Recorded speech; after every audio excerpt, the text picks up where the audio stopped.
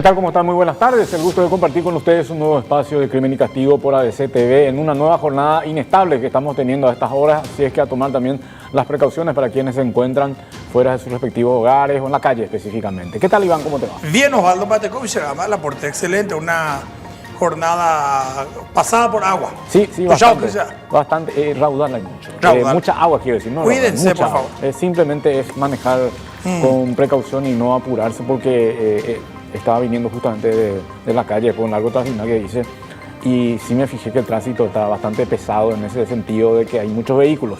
Entonces la gente se apura un poquitito y puede tener problemas con el tema del agua específicamente. Después no vi árboles caídos. Acá cerca sí que vi uno. A la mañana. Hoy en la mañana. Ahora. ¿Otra vez? Sí, pero era un árbol de menor porte. Sí, allí se ahogó, te iban a matar. Que tenía ya aparentemente 126 años y 2 meses. Y bueno, un añoso árbol. Sí, hay que tener cuidado también siempre con eso porque es bastante cambiante nuestro clima acá, específicamente en este mes de febrero. Hoy vamos a tener nuestro bloque del caso. Me parece que ahí va a estar la información central, la sentencia o la condena que va a ser histórica, es histórica, la del senador Erico Galeano por tratarse de un legislador, y de un legislador de la Cámara Alta.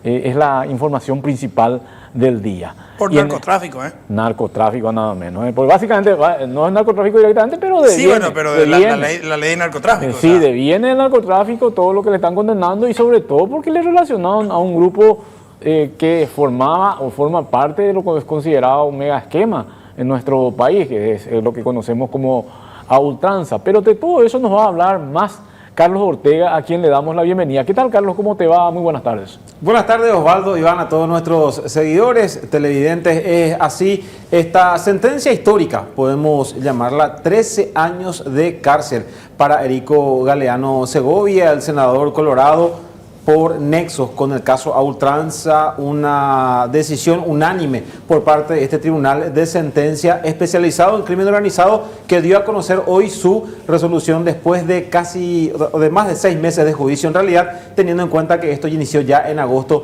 del año 2025. Así es que hoy, en el caso, la condena a Erico Galeano por nexos con el caso a ultranza. Carlos le va a estar explicando lo judicial, lo que fue la presentación a la Fiscalía, al Tribunal de Sentencia, pero se puede dar también una lectura política en todo esto, claro. Porque mucho se especuló acerca de Erico Galeano y su influencia, porque mantuvo contacto, fue parte del oficialismo de este gobierno. ¿Hace cuánto? ¿Un mes? Sí, y ahí es donde se puede dar también una suerte de lectura política, porque él ahora no es más cartista, es un ex cartista en la práctica. Él tiene su bancadita con Carlos Núñez y, ¿cómo se llama el de Canindeyú? Alfonso Noria. Alfonso Noria. Sí. Los tres se disgustaron del movimiento no colorado y se alejaron. Hoy me estaba explicando Diego Díaz, por ejemplo, algunas veces votan por el cartismo, otras veces no son votos ya leales, por así decirlo, entre comillas.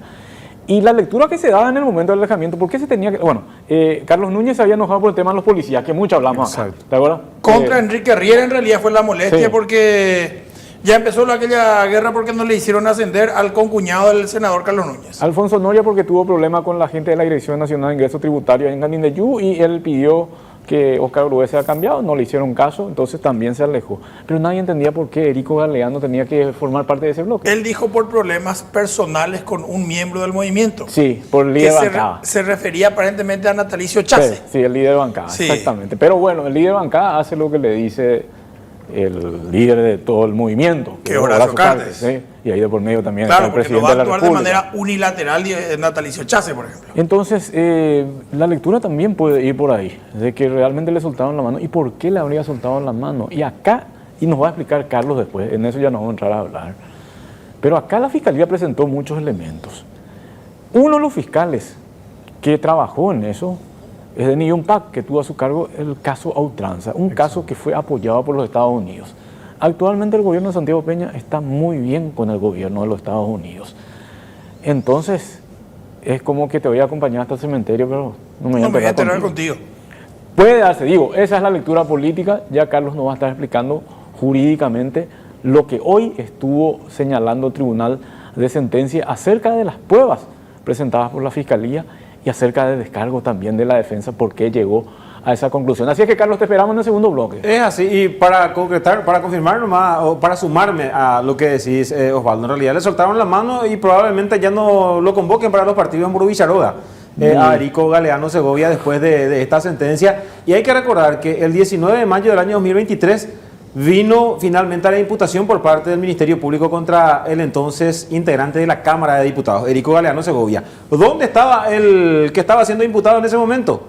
En su quinta, reunido con Horacio Cartes y otros integrantes del movimiento Honor Colorado. Que mucho han cambiado las cosas desde aquel 19 de mayo del año 2023 a la fecha en que se dio a conocer esta sentencia, Osvaldo e Iván. Y ya nos va a estar explicando también Carlos Ortega por qué él no va preso. Puede adelantar, ¿por qué no fue preso? Porque con una calificación así ya podríamos hablar de peligro de fuga, por ejemplo. Se habla de inmunidad parlamentaria.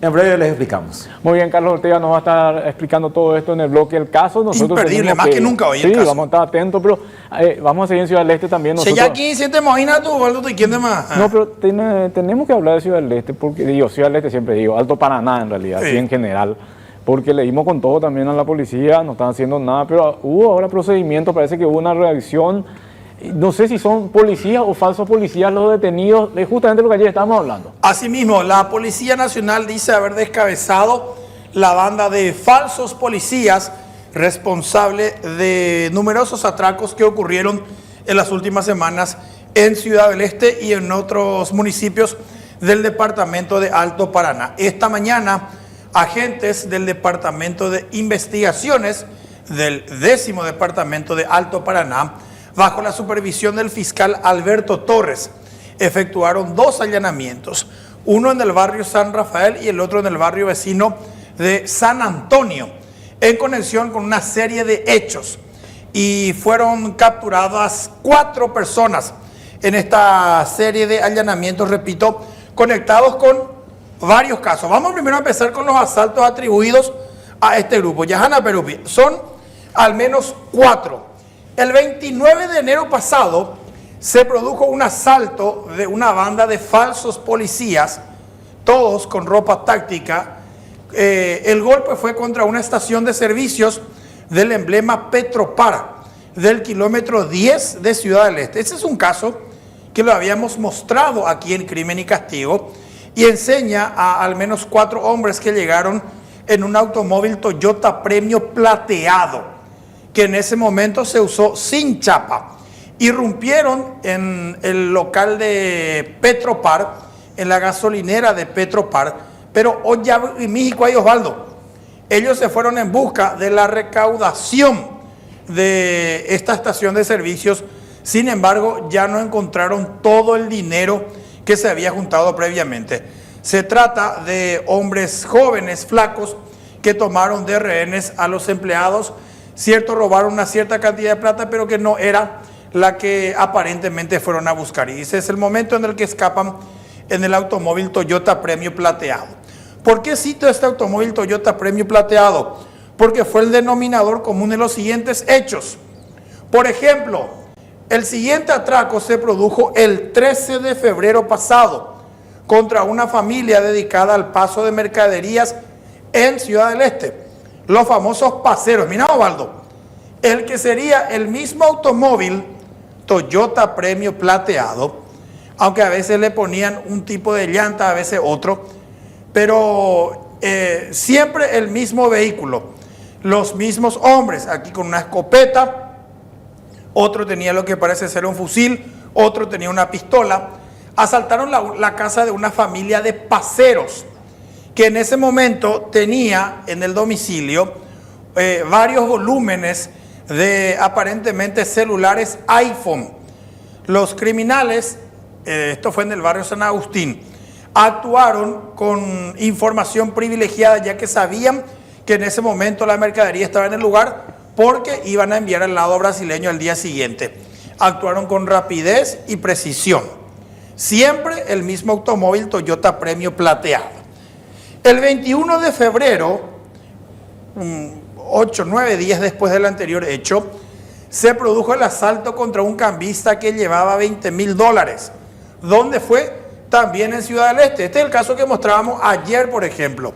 O anteayer ya fue, Osvaldo. Anteayer ya fue, ahí está.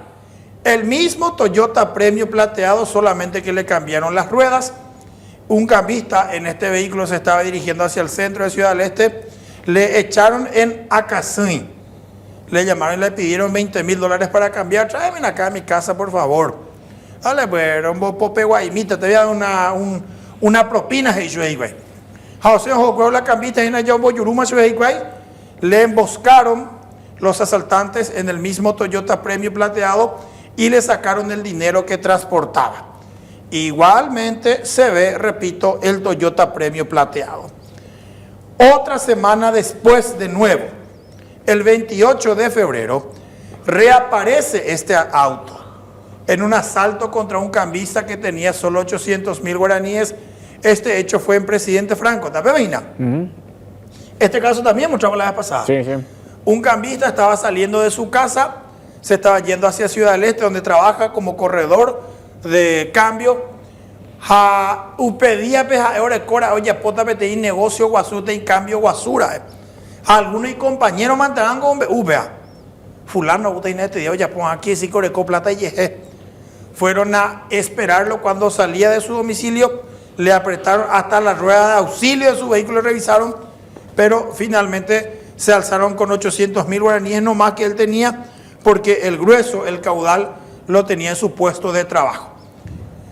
Estos atracos se cometieron todos, como vemos, con el automóvil Toyota Premio plateado. Este sería el vehículo que se usó en todos esos ilícitos. Fue incautado finalmente hoy por los agentes del Departamento de Investigaciones. El jefe es el comisario principal Oscar Acuña, el subjefe es el comisario Pablo Zelaya. Ahí está, el que sería el mismo Toyota Premio plateado que fue incautado en el procedimiento en uno de los procedimientos de esta mañana. Por un lado, fueron capturados en el barrio San Rafael 2 hermanos y por otro lado en el barrio San Antonio padre e hijo. Ahí los vemos, de izquierda a derecha. Santiago Javier Veloso Amaral, de 26 años, con antecedentes por asalto a mano armada, de camisilla de Los Ángeles Lakers, con el número 23. ¿Quién usaba? Shaquille O'Neal. Y actualmente LeBron James, dice acá Carlos Ortega, gran basquetbolista también. Me parece que Carlos está más aproximado. Yo ya me quedé en la época de los 90. No, ópico, apenas chutas y nada, pelotas y por básquet, más guata. El de al lado es su hermano menor, Gustavo Ramón Veloso Amaral, de 20 años de edad. Hasta hoy sin antecedentes penales todavía, el que tiene la camisilla negra. Ellos son hermanos, formarían parte de esta banda de asaltantes según la teoría de la policía. El del medio, el que tiene la remera anaranjada, es el que era el objetivo real de los investigadores. Lucio Manuel Ramírez Alcaraz, de 23 años, y al lado está su papá, Lucio Ramírez, de 51. Al muchacho de remera anaranjada le dicen Piquillo. Él sería el cabecilla de esta banda. De hecho, él era el que usaba este automóvil Toyota Premio plateado. Pero ¿por qué viene detenido su papá? Porque el vehículo está registrado a nombre del papá. Cuando ya descarta yo y me tú hoy la manejar su la asalto allá. Peala y a la policía, peala y a la fiscalía. El fiscal Alberto Torres, repito, es el encargado de esta investigación. Lucio, alias Piquillo, a quien vemos en una imagen individual, custodiado por agentes de investigaciones, venía siendo buscado desde hace exactamente un año. ¿No viola el 5 de marzo? Sí, señor. Bueno, ¿qué pasó el 5? Hoy fue. Hoy el 4. 4, estamos diciendo. Sí, mañana. Bueno, Tenés razón. Mañana se va a cumplir un año de un violento asalto y homicidio que se produjeron en Ciudad del Este. ¿Te acordás de estas imágenes, mi querido Osvaldo Federico Cáceres Encina?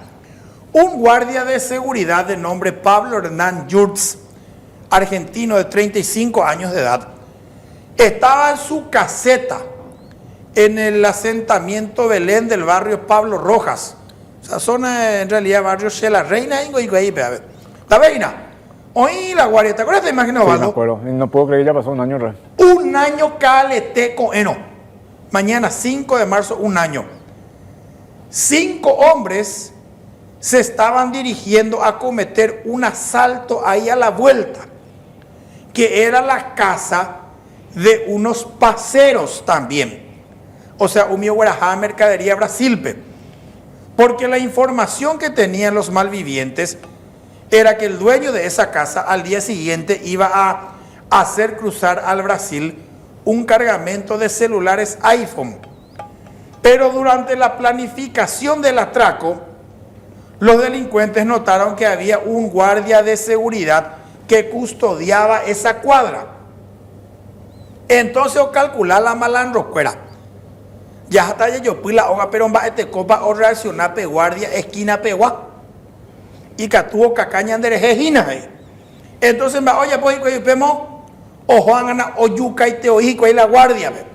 El guardia, desgraciadamente, también reaccionó con relativa pasividad, porque él vio y medio caí hueva ahí, pobrecito, ¿verdad? O moma, en la escopeta la asaltante cuera. No actuó con determinación, lamentablemente, y eso le costó la vida, porque los delincuentes directamente abrieron fuego contra él y lo asesinaron en ese momento. Tras matar al guardia y sacarle su escopeta, y esa escopeta de hecho después se recuperaría, los delincuentes fueron finalmente a cometer el asalto aquella madrugada. Ven, Pepe hoy a la vuelta o joya por el asalto. ABC color del 6 de marzo del año 2025. Matan a guardia y luego asaltan la casa de un pasero en Ciudad del Este. Este material que se publicó en ABC Color contenía los detalles del video que le acabamos de mostrar. Que llegaron los 5 hombres, le mataron al guardia y después fueron y cometieron finalmente el asalto ahí a la vuelta. La víctima decía Pablo Hernán Yurtz, de 35 años, argentino radicado en Ciudad del Este. Cuando eso, la gavilla actuó en un Toyota Allion blanco. Bueno, ¿qué pasó? Ya cuando eso, los agentes de investigaciones de Alto Paraná identificaron a los 5 supuestos autores materiales. Efectuaron una serie de allanamientos, recuperaron el Toyota Vitz, recuperaron, por ejemplo, la escopeta que se utilizó y algunas de las evidencias sustraídas. El 7 de marzo se publicó: identifican a sospechosos del asesinato de guardia. Agentes del Departamento de Investigaciones de la Policía de Alto Paraná identificaron ayer a 5 sospechosos de haber participado del violento asalto domiciliario ocurrido en la madrugada del miércoles en una vivienda de un pasero en el barrio Pablo Rojas de Ciudad del Este, dice. Bueno, y en este material, le voy a leer, dice: los investigadores lograron identificar al jefe de la banda, Bernardino Medina Mesa, alias Laíno, así como a sus presuntos cómplices, Víctor Alfredo Chaparro Duarte, Lucio Manuel Ramírez Alcaraz, Marcio Antonio Aguinagal de González y Cristian Javier Gómez Martínez. Bueno, el 7 de marzo, al día siguiente del asesinato del guardia, ya oye, identificaba y tema los 5 supuestos autores materiales. ¿Qué pasó el 20 de marzo de ese mismo año? O sea, 2 semanas después de la muerte del guardia. En el lado brasileño, la policía de ese país capturó a 4 de los 5 buscados. Esto es lo que se publicó el 21 de marzo y decía: acá en Brasil, presuntos asaltantes buscados por asesinato de guardia. Agentes de la Policía Militar del Brasil detuvieron en la ciudad de Foz de Iguazú, fronteriza con Paraguay, a 4 maleantes sospechosos de haber asesinado a sangre fría a un guardia de seguridad. Fue durante un frustrado asalto ocurrido el 5 de marzo último en el asentamiento Belén del barrio Pablo Rojas. Y acá en la crónica del material, Xerxa Camino Ave, decía: los detenidos fueron identificados como Bernardino Medina Mesa, alias Laíno, Víctor Alfredo Chaparro Duarte, Marcio Antonio Aguinagal de González y Cristian Javier Gómez Martínez, alias Negro. O sea, 4 de los 5 buscados fueron detenidos todos juntos en Brasil, donde habían ido a esconderse. Jape plano pedacero ese camino una ave, porque acá quiero resaltar, el 5º integrante de la gavilla, Lucio Manuel Ramírez Alcaraz, continúa prófugo. Hace un año se le mencionaba a Lucio Manuel Ramírez Alcaraz como el 5º integrante de la banda, el único que estaba prófugo. Y ese Lucio es el que finalmente cayó también hoy, paradójicamente, justito un año después del asesinato.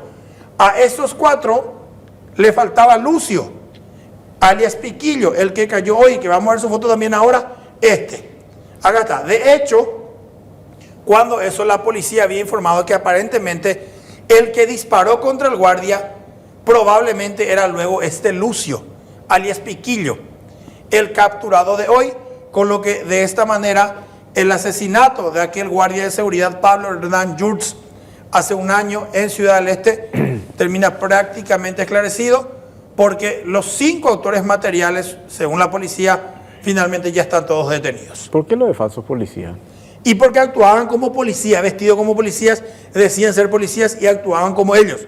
Se presentaban como policía. Policía, policía, quieto, policía. Pero en realidad, aparentemente son falsos policías, porque la policía dice que son estos los que actuaban en esos ilícitos. No son los que tenían radio policial, por ejemplo. Eso Probablemente también se trata del mismo grupo. Pero no encontraron en su poder. No encontraron la radio hoy. Pero de hecho, tener una radio policial hoy en día es muy difícil luego la asaltante, porque como te decía, lo mitad la policía o alquilarla y radio la malandro cuerabe, porque todas las radios ya son digitales. Entonces no es que vos podés prestar y lleva de vos. Cada frecuencia ya es rastreable, ya tiene trazabilidad. Entonces la policía corrupto ande la asaltante ellos llamen de la radio 100.000 guaraníes ande de por ello pues ellos de pagarse a devolver y la radio hace tranquilamente allí en Tambapo. Ese es más o menos el esquema utilizado en este caso. Muy bien, antes de ir a la pausa, un saludo muy especial a nuestro compañero Neri Sanabria. Falleció su señor padre, el colega Gregorio Dino Sanabria. Estuvo en el Popular últimamente. Sí, también mucho tiempo en el diario Noticias. Mis pésames para él, para Diego, que también es periodista, me estaba comentando acá Blas López. Mucha fuerza entonces para la familia. Mucha fuerza. Neri, nuestro compañero aquí en ABC hace muchísimos años. Sí. Mucha fuerza en la familia.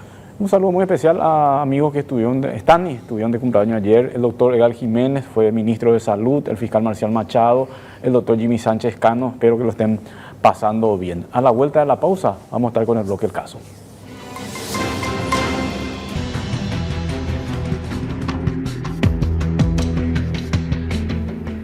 Bienvenidos a esta edición de El Caso, hoy para hablar de una sentencia histórica. Una condena a un senador de la nación que está activo en sus funciones. Y estamos hablando de Erico Galeano Segovia, hallado culpable de hechos que están vinculados al tráfico internacional de droga. En el marco de la causa a ultranza, según lo probado para este tribunal de sentencia especializado en crimen organizado que dictó hoy la sentencia, el Ministerio Público probó que el actual senador Erico Galeano lavó dinero proveniente del narcotráfico, del esquema de narcotráfico, y también conformó una asociación criminal para el tráfico internacional de drogas. Arrancamos con el desarrollo del caso de hoy porque para el tribunal de sentencia, les decía, quedaron probados los hechos acusados por el Ministerio Público en contra de Erico Galeano Segovia, y estamos hablando de la asociación criminal, específicamente en el artículo primero, en el inciso primero del artículo 239, en la alternativa 3, que señala que comete asociación criminal el que la sostuviera económicamente o la proveyera de apoyo logístico. Y aquí lo que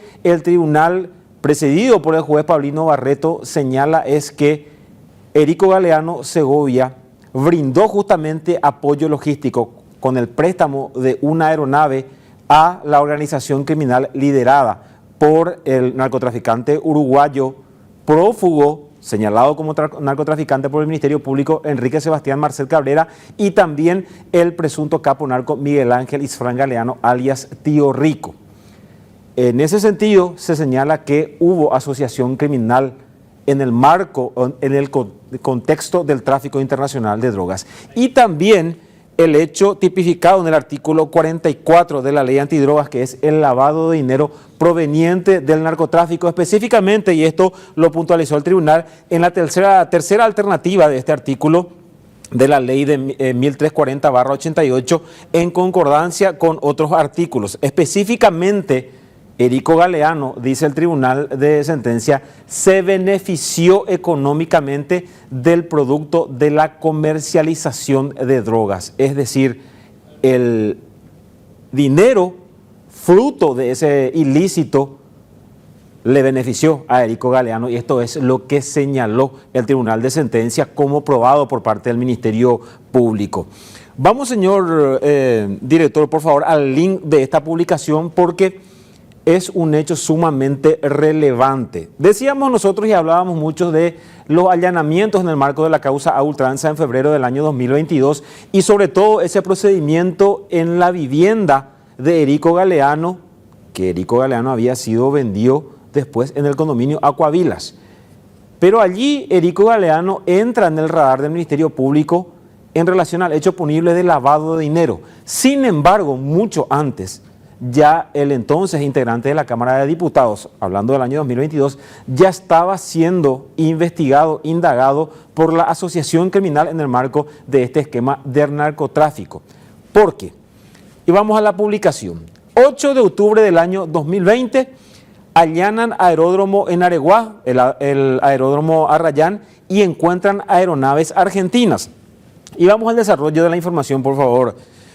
Ricardo Yudice dice, policías y fiscales de crimen organizado están allanando un aeródromo de Areguá, zona límite con Luque, en conexión con el asesinato de un presunto narcopiloto y la fuga del narco apodado Zamora. Fueron incautadas varias aeronaves, incluso con matrícula argentina. Específicamente, este allanamiento estuvo encabezado por los fiscales Marcelo Pecci, que luego fue asesinado en Colombia, y Alicia Saprissa, hoy día ya fiscal adjunta, junto a policías del Departamento de Crimen Organizado a cargo del comisario principal César Silguero, actualmente subcomandante de la Policía Nacional. En el lugar también se hicieron presentes personal del Laboratorio Forense del Ministerio Público y personal de Dirección Nacional de Aeronáutica Civil, DINAC.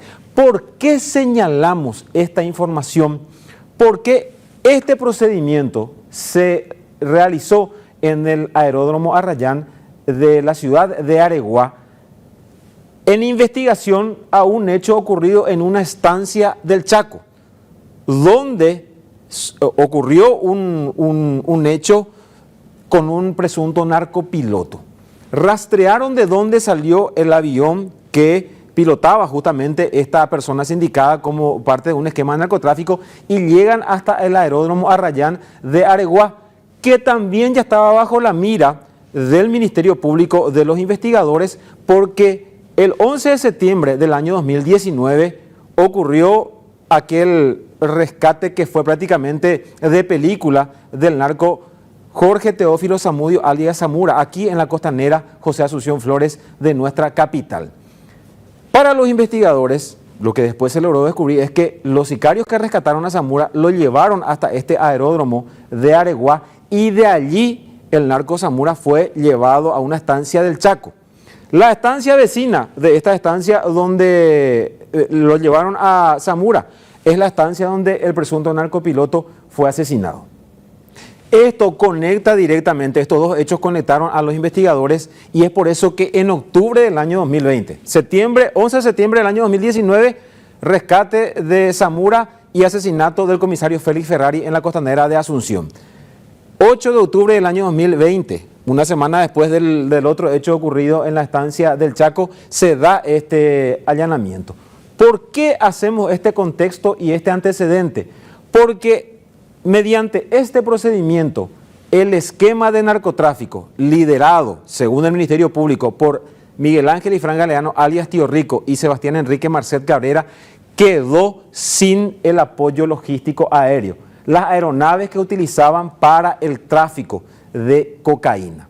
Es allí donde es aquí, desde este punto, desde este allanamiento, desde este suceso para la organización criminal, que entra la figura de Erico Galeano como clave en todo este esquema. ¿Por qué? Porque allí inicia el apoyo logístico con el préstamo de su aeronave para que la organización pueda seguir funcionando, y esto fue destacado hoy por el Tribunal de Sentencia, que termina dictando la condena contra el senador Colorado. Por eso señalamos esto como antecedente. Cuando se da el operativo a ultranza en febrero del año 2022, Erico Galeano ya estaba para ser imputado por asociación criminal de la ley de drogas, asociación criminal para el tráfico ilícito, obviamente, de estupefacientes. Sin embargo, a raíz de un hallazgo en uno de los allanamientos, específicamente en la vivienda del condominio Acuavilas de Altos, el Ministerio Público dice: paremos la pelota, aquí hay indicios de que no solamente Erico Galeano conformaría o sería parte de una asociación criminal para el tráfico de drogas, sino que también podría estar siendo lavando dinero proveniente de este ilícito. Es por eso que no fue ya imputado él una vez que se realizaron todos los procedimientos en el caso a ultranza en febrero del año 2022. Erico Galeano termina siendo imputado recién el 19 de mayo del año 2023. Ya por lavado de dinero y asociación criminal. Es por eso que hacemos un poco el antecedente de la relevancia que tienen estos hechos, la conexión del esquema de a ultranza con el caso Zamora, y sobre todo cómo aparece aquí la figura de Erico Galeano. Lavado de dinero, ¿por qué? Porque para el Tribunal de Sentencia, los fiscales Silvio Corbeta Dinamarca y Denny John Pack lograron probar que con una venta a través de un contrato de compra-venta justamente ante una escribana, Erico Galeano Segovia vende su vivienda en el condominio Acuavilas a Hugo González Ramos, señalado como testaferro de Miguel Ángel y Fran Galeano, alias Tío Rico. Octubre del año 2020, 14 de octubre del año 2020. Cobra en efectivo por esa venta la suma de $1 millón, que inclusive, detalla el Ministerio Público, se utilizó una maquinita contadora de billetes para contar esa gran cantidad de plata que estaba recibiendo Erico Galeano. Es allí, y vamos a esta primera parte, de lo que señalaba, de lo que puntualizaba el presidente del colegiado de sentencia, Pablino Barreto, con el primer clip que tenemos preparado para ustedes, señalando cómo lavó dinero proveniente del narcotráfico Erico Galeano con esta compra de su vivienda en el condominio Acuavilas de Altos. La celebración de dicho contrato fue realizada con la finalidad de no dejar rastro en relación al verdadero comprador, identificado como el señor Miguel Ángel Insfrán Galeano, con el nombre o alias de Tío Rico, quien precisamente en el año 2020, junto con el señor Sebastián Marcet, formó parte de una organización transnacional creada en el territorio nacional, la cual desde nuestro país envió al extranjero cargas de clorhidrato de cocaína, específicamente en fechas anteriores al mencionado acto de compra-venta, mediante las siguientes empresas: 1. Maxi Grimes y 2. Artis S.A. En fecha 9 de marzo del 2022, Erico Galeano Segovia presentó la rectificación de la declaración jurada de sus bienes, que anteriormente había sido presentado el 15 de julio del 2018. Oportunidad en la que incluyó, entre otros, los datos del referido bien y consignó como valor del inmueble el monto de 4.200 millones. La relevancia de lo que señala el presidente, de lo que señaló el presidente del tribunal al argumentar esta condena a 13 años de cárcel para Erico Galeano es que a través de este contrato de compra-venta por el inmueble introdujo al sistema legal Erico Galeano el dinero proveniente del esquema de narcotráfico del caso a ultranza. Pero no solamente eso, les decía yo que él ya venía siendo indagado por asociación criminal, y de hecho el Tribunal de Sentencia resaltó también en ese sentido que Erico Galeano apoyó logísticamente a toda esta organización justamente con el préstamo de su aeronave. Erico Galeano Segovia proveyó a los señores Insfrán, Marcet y otros una aeronave de su propiedad identificada con la matrícula ZPDHQ, entonces registrado a nombre de Alpina S.A., propiedad de Erico Galeano Segovia, para que los citados, en compañía de otras personas, puedan trasladarse dentro del territorio nacional. Así se tiene que en fecha 30 de diciembre del 2020, Sebastián Marcet se trasladó a bordo de la citada aeronave desde Ciudad del Este hasta Asunción. La provisión de la aeronave para este y otros viajes tuvo su razón de ser en el hecho de que la flota de aeronaves que venía siendo utilizada por esta denominada organización, adquiridas por Insfran a través de terceras personas, fueron incautadas en el marco de la causa 7736/2019. Concretamente, durante el procedimiento realizado en fecha 8 de octubre del 2020, en el aeródromo denominado Arrayán, ubicado en la compañía Yucri de la ciudad de Areguá. Desde el momento en que fueron incautados todas estas aeronaves, específicamente en fecha 8 de octubre del 2020, los señores Infran y Marcet acudieron al señor Galeano y no a una empresa prestadora de servicios de transporte o taxi aéreo, con lo cual pudieron lograr mantener la planificación para concretar la ejecución del tráfico ilícito de clorhidrato de cocaína sin necesidad de ser interrumpida. Pero ¿cuál fue el beneficio que recibió Erico Galeano Segovia por apoyar logísticamente a esta organización criminal? Únicamente que pueda vender esa vivienda en el condominio Acuavilas por un monto que uno dice es muy superior y en plena pandemia por COVID-19, octubre del año 2020. Y para el Tribunal de Sentencia, en realidad, Erico Galeano no solamente recibió eso por parte de la organización criminal, y es lo que resaltamos en la siguiente parte de la argumentación del Tribunal de Sentencia. Erico Galeano Segovia apoyó operativamente a la organización de carácter transnacional dedicada al tráfico internacional de cargas, precisamente dentro del periodo comprendido entre los años 2020 y 2021, tiempo en el cual esta organización realizó su actividad ilícita en el país. A cambio del apoyo prestado, el señor Galeano Segovia recibió sumas de dinero provenientes de esta actividad ilícita y los invirtió, entre otros, en el Club Deportivo Capiatá, específicamente la suma de poco más de 10.379 millones de guaraníes, monto que él mismo lo estableció en su declaración jurada de bienes y rentas al momento de asumir su cargo como senador nacional. Ese dinero que inyectó al Club Deportivo Capiatá, Erico Galeano, club del cual fue presidente, inclusive para el Tribunal de Sentencia, forma parte de un hecho relevante en todo este esquema y el intento de ocultar justamente ese dinero proveniente del narcotráfico. Y hablando del lavado de dinero, el Tribunal de Sentencia resaltó en otra parte de su fundamentación, que fue realmente muy puntual, de cómo Erico Galeano, sabiendo de dónde provenía esa plata, ese dinero, intentó ocultar no solamente que él haya recibido ese dinero, sino que el origen, a sabiendas de que era ilícito, obviamente no lo hizo a través de una escritura pública, esta venta de su inmueble en Acuavilas. El dinero entregado proviene de la estructura encabezado por los señores Ifrán y Marcet. El acusado recibió $1 millón en efectivo y se probó que el comprador formal no tenía la capacidad económica para solventar esa compra. ¿Por qué? Hugo González Ramos, quien figura como comprador formal, no tenía patrimonio acorde con esa operación, no tenía un flujo financiero, no registró préstamos y no declaró la operación. Tenemos también una modalidad de pago que se realizó en efectivo y en pandemia, es decir, $1 millón en efectivo en el 2020, en un contexto de crisis sanitaria, sin bancos, sin transferencias, sin trazabilidad y sin operación de cambio de divisas. El argumento que utilizó la defensa de Erico Galeano Segovia en sus alegatos conclusivos que fueron presentados el lunes 23 de febrero, los abogados Luis Almada y Ricardo Estigarribia señalaba que Erico Galeano no tenía por qué estar en conocimiento de dónde sacaba la plata Hugo González Ramos para comprarle esa vivienda en el condominio Acuavilas.